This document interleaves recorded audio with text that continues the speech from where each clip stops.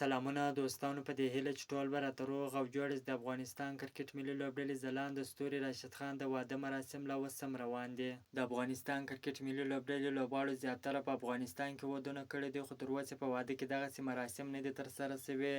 دا لومړی ځل دی چې د افغانستان کرکټ ملي لوبډلې ځلانده ستوري راشد خان په واده کې دغسې غټ مراسم ترسره کیږي. په نن واده کې راشد خان 2 وروڼه او د یوه ورور واده و.